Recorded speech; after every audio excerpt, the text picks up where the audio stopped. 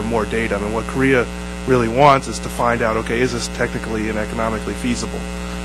And, I know there's been proposals even from the Korean side to kind of split the issues to a certain extent, to build facilities in South Korea that only use cold material, I mean, not plutonium from spent fuel, but unirradiated uranium, and to work in the United States on some of the issues about whether this will work technically. So that's one way that you could put off those questions. These issues that people have raised about how do you deal with fast reactors is a very important one. And we don't even know, right now we haven't even figured out if you can make fuel that will qualify for a fast reactor.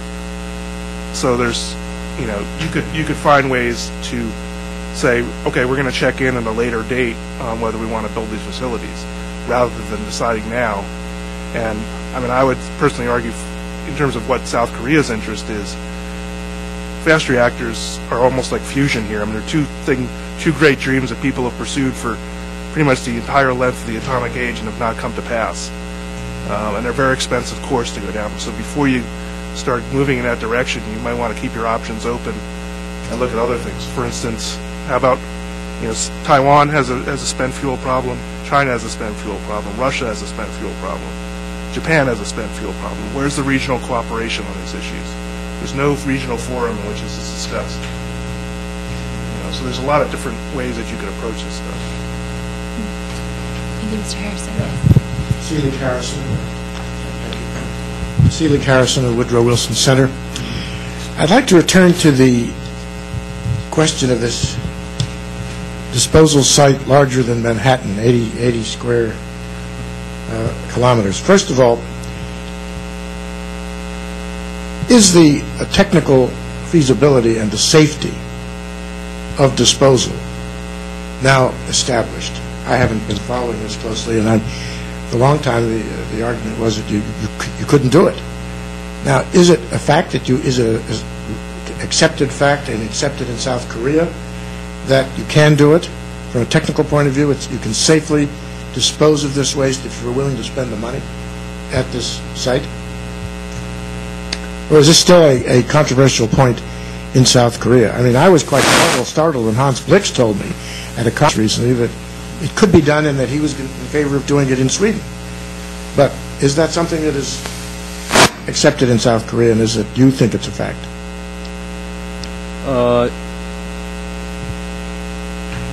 At this moment, we cannot say it is accepted. We are on the development stage. We started the development of high-level waste disposal technology from the year 1997. So we just completed our conceptual study on the Korean reference disposal concept. So it's too early to have a public stakeholder engagement. So it is still at the laboratory. It's not open to the public yet. So you're not in a position to say that it could be done if you were willing to spend the money. As far as safety is concerned, we are sure that we can dispose spent fuel directly into the deep geological repository. As Sweden and Finland say, we can do that. But as far as public stakeholder engagement is concerned, is too early. Have you put a price tag on what it would be involved in this 80 square kilometer site if you were to pursue that? That's our preliminary assessment for the area needed for disposition of those spent fuel. From that conclusion, we are talking that we really need another solution, better solution than that.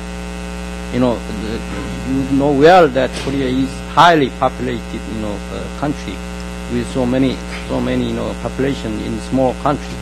So I think, we can never secure such a huge free site in South Korea, because, we have to transport spent fuel by ship through the sea.